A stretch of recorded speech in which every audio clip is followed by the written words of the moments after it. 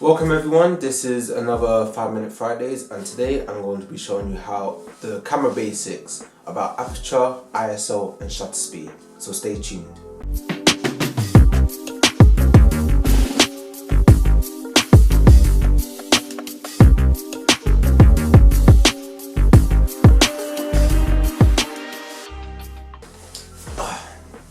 As you can see from that last clip, I'm going to keep jacket on, I like how the jacket looks, but as you can see from the last clip, it was bucking it down outside, so yeah, pretty mad about that. So let's get into this. When a lot of people get a new camera, they normally like to go into auto mode or auto intelligence. Whatever camera you have, normally the Sony ones like auto intelligence. Let's just start off with the aperture.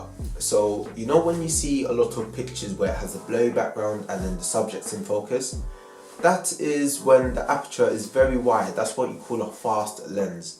That means that the actual hole, the hole is this. Normally if it's around f4, the hole will be this small, but then if I want to go to f1.4, it'll be this big. It lets in more light to the sensor, to making that blurry background and making the person focus. That is what you call a shallow depth of field.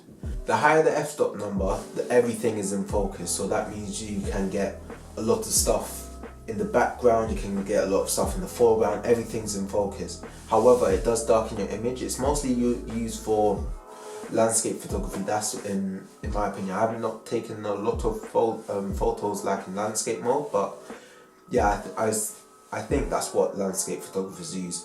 But if you want to do like model photography or like portrait photography, that's when you want to get a faster lens. That's when you want to get the f number to around f1.8, 1.4, and that's how you get the really good and flattering pictures.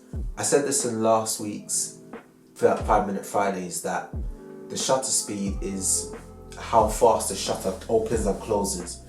The faster the shutter speed, the darker the image will be, but the more action you'll get into that scene. So when you see football, when you watch football or boxing, and you see when the sweat falls off their face, or you see that moment where they get the right punch, that is when the shutter speed is very high.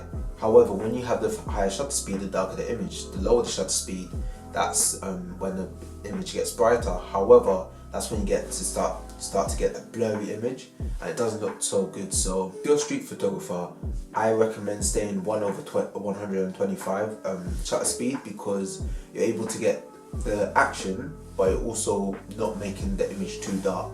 So that's my recommendation. But when you see photos of a very calm lake or a very calm river, it's because the photographer has put the shutter speed very low, to around 1 second or maybe 2 seconds. However, when you do that, you're letting more light into the sensor at a longer time. That means that it will be a lot brighter image, and sometimes if you don't have an ND filter to fix it, the image will be way too blown out, way too white, and it will just be unusable footage, even if you do shoot it in RAW and then put it into Lightroom. So it's best to always keep an ND filter around. The video over here, I think, or is it here? One of these two corners, I'll link to video about ND filters. And yeah, ISO. ISO is a tricky one. It is artificial light what your camera puts into the image. So my suggestion is to try get the lowest ISO value. Your image is cleaner. The higher the ISO is, the more noisy it is, but the more brighter the image will be. Let's say you're in a party or an event and your aperture is as wide as it can. Let's say it's at 1.4, and your shutter speed's as low as it can be without it being too blurry, and you can capture the action, and you don't have any flashes or lights around. That's when you want to bring the ISO up, but you don't want to bring it too high to the highest setting, because that's when it starts to get noisy and grainy, and that is not an appealing image. You want to try get around, my recommendation is around 800 to 1600.